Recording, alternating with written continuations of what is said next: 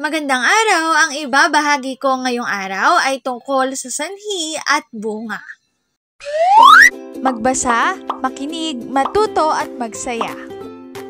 Ako si Binibining Menya. Handa na ba kayo? Tara na, umpisa na nating isa-isahin at pirapirasuhin ang mga detalyeng nakapaloob dito. Maaari kong ibigay ang soft copy ng video na ito, mag-email ka lamang o kaya naman ay mag-message sa aking Facebook page. Ilalagay ko ang aking email sa gitnang bahagi ng video at ang Facebook page naman ay sa huling bahagi matatagpuan. Maraming salamat sa panonood! Katulad ng binanggit ko kanina, ang ibabahagi ko ngayong araw ay tungkol sa sanhi at bunga. Ang sanhi ay nagpapahayag ng dahilan ng isang pangyayari.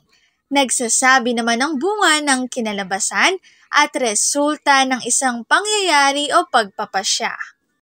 Ginagamit ang mga causative na pang-ugnay na sapagkat, pagkat, dahil sa at kasi sa pagsasabi ng sanhi o dahilan.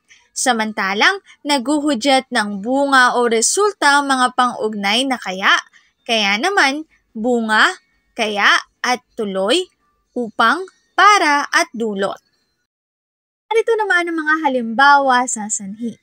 Una, tahimik na pinakinggan ng kapitan ang hinaing ng mga tao sapagkat nais niyang malaman ang saloobin nila. Ang sanhi dito ay yung mga kulay dilaw, sapagkat nais niyang malaman ang saloobin nila. Ikalawang pahayag, maaaring masira ang kalikasan dahil sa ipatatayong pabrika. Ang sanhi dito ay dahil sa ipatatayong pabrika.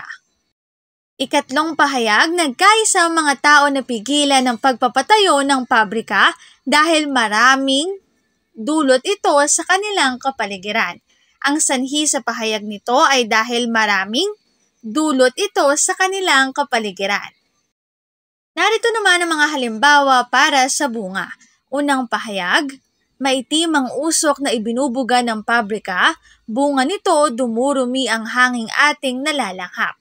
Ang bunga nito dumurumi ang hanging ating nalalanghap. Ito yung mga salita o parirala na kulay dilaw.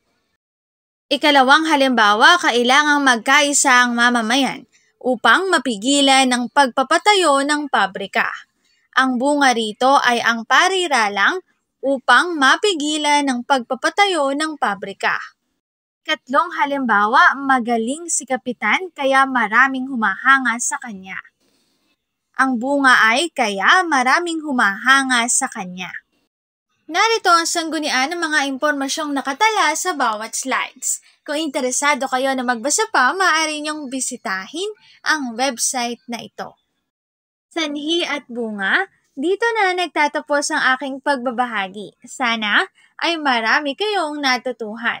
Muli, magbasa, makinig, matuto at magsaya. Ako si Binibining Menya. Paalam!